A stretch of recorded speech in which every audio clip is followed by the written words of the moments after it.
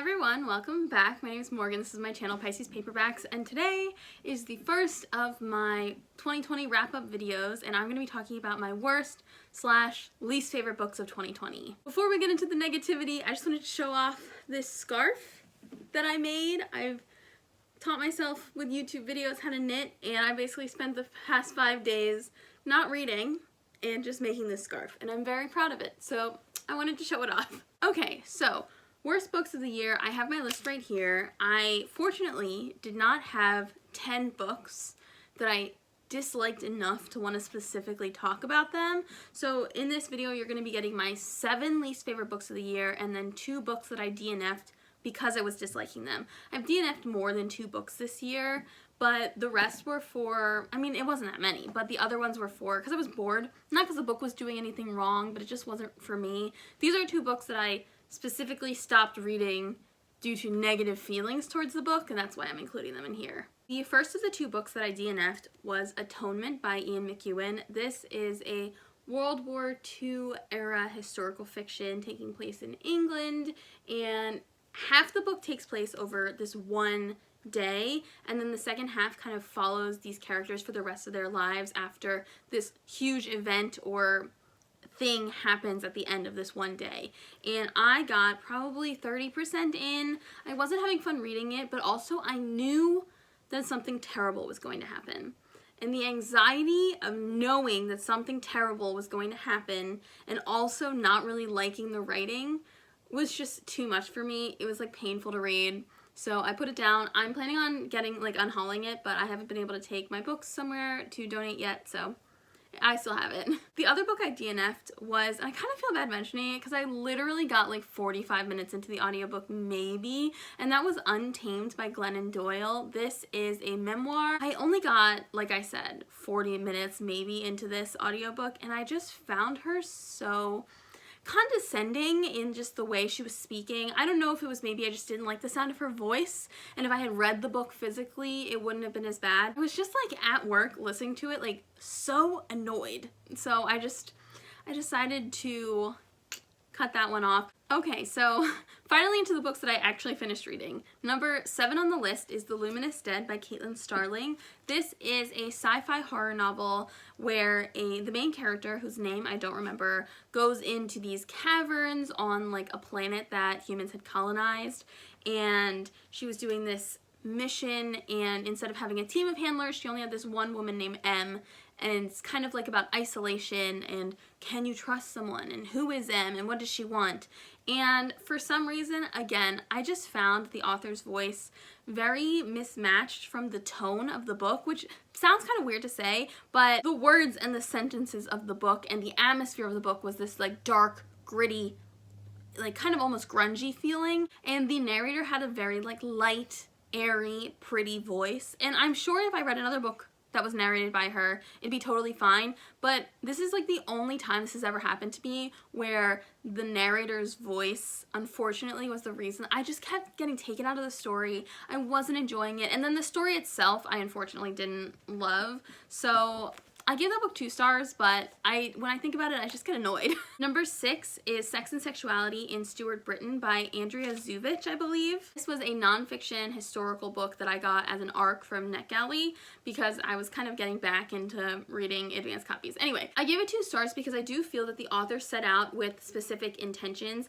and did meet her goals. Like, I do think that the book was effective in what I believe the mission of the book was, but I found it so underwhelming in terms of like facts. The book was really just a string of anecdotes sprinkled together with very like little in the way of like qualitative facts. So there's a section on divorce. In the marriage section, there'd be a section on divorce, and instead of being like, in this decade there were this many divorces and the most common reason was this, and then 100 years later or whatever years later, in this decade, this many divorces happened, and this was the most common reason. Why do we think that those trends changed? Which I think is relevant to Sex and Sexuality in Stuart, Britain, but instead, in the divorce section, it would just be like, here's a famous divorce case, and here's another famous divorce case. No context, and we're not really going to connect the two. Time to move on. It also doesn't help that the author very clearly had certain ideas about marriage and childbirth in terms of like the role of women, and something that I don't quite agree with, and in her writing you could see those ideas coming through. So instead of, in the sections about motherhood, instead of being like, these were the ideas at the time and this is how that was communicated to young women, like, and then that being like that section, she would say that and then also be like, and of course motherhood is like the dream for all of us, right? And I was just like, no. And that's kind of an exaggeration, but that kind of unsubtle morality opinions about women kind of were really pervasive through the entire book. It was very like distracting. Number 5 is The Redpoint Crux by Morgan Shamy. This is another NetGalley arc that I got in April, I believe, and this was pitched as Phantom of the Opera but about ballet and not opera. And I hate to say it because the author was a ballerina for several years, and this is a YA fantasy. Was it fantasy or was it thriller debut?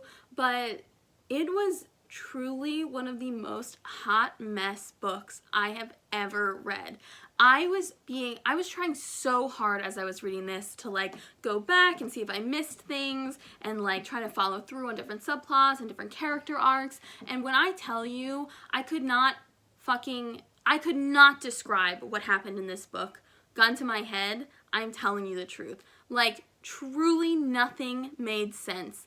It was about a girl who had been a ballerina, but she like needed to get out of town. So she joined the US rock climbing team, like the Olympic team, and then before the book starts there's some sort of event where she gets kicked off the team and she has to go back to her hometown, and then almost immediately her twin brother is like brutally murdered, and then she really doesn't talk about him for the rest of the book.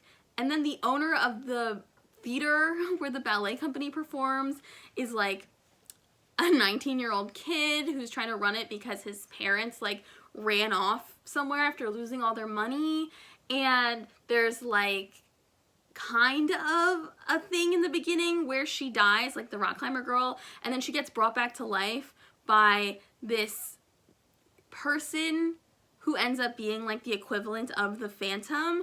But like, how was he in like rocky, like mountain area United States, and then they go back to, I think it's in Canada? Like, how was he living under the theater? How was he there to bring her back to life? Was it a vision?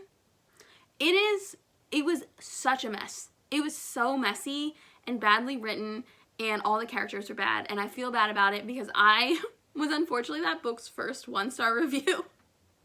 I feel so bad, but it was so unfortunate. My number 4 worst book of the year was Sweet Vengence by Kat Martin. I read this in November, and I did not like it. It's mostly just that, I was gonna say that it was mostly the characters, but honestly this book is just generally not good. Like, the different sections of the book are so like disconnected from each other, and the transition sections like just aren't there. They just don't feel like they're there. There's pretty racist depictions of slave women in Jamaica, and then also the main character asks this girl to be his mistress, knowing full well that she is 17. She's never had sex before. She's never been in a relationship before. Like, she's completely innocent of everything, and he's like, you want to be my mistress? I'll keep you in an apartment. I'm going to make you completely reliant on me and completely at my disposal. And also, you wanted to kill me 2 seconds ago, so like, I don't quite trust you, but I'm still going to take complete control of your life. I promise it's okay. And I just didn't like it. My 3rd worst book of the year is Credence by Penelope Douglas, and this is fully a case of it not being for me because the writing in this one isn't particularly bad, and you know going in that it is a taboo romance. So this follows a character, name I don't remember, who when her parents die is sent to live with her father's stepbrother. So they're not related, but it's like her step uncle-ish figure. So she's sent to live with him and his 2 sons, and the book is basically about her and her relationships with all of them, her step cousins and her step uncle, like relations. It's a taboo. It's a taboo romance. That's kind of the point of reading it. So I wasn't like put off because I knew what it was going into it, and the writing wasn't that bad. I truly hated the characters, and I found the character who ends up being like the guy that she ends up with, I found him despicable from the moment we meet him. I never find him particularly sympathetic, and you're supposed to root for him at some points, and I liked the other brother so much better, but I also just didn't like him either. They were all so controlling, and I didn't like her as a character. I felt that she was really wishy-washy in a lot of ways, and I was really sad to not like this one because my friend Hannah, who I read this book at the same time with, really, really loved it. She gave it 5 stars, I think, or maybe not. I don't know. I'm still interested in reading more Penelope Douglas, but this is 3rd on the list because while I really didn't like it, I also know that it's not like the worst book that I read this year, so number 3. The next 2 books are, I want to say, tied for worst of the year for different reasons. One of them I found so ridiculous and sexist and really just like not there on the consent stuff, and that is Dark Prince by Christine Feehan. This is the first book in a long-running paranormal romance series, kind of along the lines of Black Dagger Brotherhood. They're kind of vampires, and like he's the king of the vampires, and that's kind of how Black Dagger Brotherhood starts. But every tab in this book is something that made me violently angry. I wanted to throw this book against the wall, and it's just terrible. They meet telepathically in like the first page of the book. By page 8, he has traveled as a mist in mist form to her hotel room and is spying on her and already kind of like psychically manipulating her to like turn her on, and like, which she didn't consent to that already. Page 8, we're on a great trajectory there, and it just goes downhill. We actually talked about, me and Hannah, on our Love Drunk book club, and I believe that is out. That live stream is on my channel, or maybe her channel. Either way, I will link it up there. So if you're interested to see us bitch about this book for literally an hour, definitely look into that. I know it was published in 1999, so even though I truly dislike this book, it's 21 years old, so it gets like not a pass, but it does get a little bit more like, oh, I understand how it kind of ended up that way. The other book I want to talk about is a book that came out this year, and that is 50 Words for Rain by Asha Lemmie. This is the story of a girl whose name I don't remember, and she is the daughter of a Japanese woman from a fairly wealthy family and a Black American soldier. At the beginning of this book, the main character is dropped off by her mother at her grandparents' house, who have cut ties with the main character's mother. And when they see her, when her grandparents see her and see that she's darker and she's mixed, they're like, you're a shame on the family, and we're gonna lock you in the attic for like 4 years, whatever. And then she's been there for a few years, and her brother shows up. So it turns out that her mom had been in a previous relationship, like had been married and had a son with her husband, her previous husband. And he, when his dad dies, comes to live with the grandparents, and the book is ostensibly about the relationship between the main girl character and her brother as being the most important loving relationship in her life. I found almost every sentence of this book infuriating. I thought it was badly written, full of cliches. You know when it's like you read like a book and she's like, she heard someone laughing and didn't realize it was her. So that happened, and then that's on the same page as her. She let out a breath she didn't know she was holding. Like that kind of bam bam back to back cliches, very overly dramatic writing, just the whole entire book. And then it felt like nothing left an impact. Nothing that happened to this girl left an emotional impact on her or shaped her in any way, unless it was convenient for the author to just like bring it up to like make the whatever's happening in the book at that time more like spicy or interesting. When her grandparents think that she's getting too close to her brother, her grandmother sells her to a brothel. She is sold to a brothel, and she's there for, I don't know, 3 years. But don't worry, because she was a virgin, so she's valuable. So she doesn't actually have to have sex with anyone because the brothel keeper is saving her for the most expensive client, the one who's willing to pay the most, and then her brother finds her and buys her back from this brothel. So she never actually has to do anything there. And then, like, it's not brought up again, even though she was literally owned at a brothel for formative years, like 10 to 14. She's owned at a brothel. She's like a slave. And then she only brings it up again once, and that whole section only lasts a chapter. And it was just like, don't you think this would be important for the development of a young girl who already feels kind of ostracized by her family, like she doesn't belong, she feels exoticized, I don't know if that's the right word, and it was just so,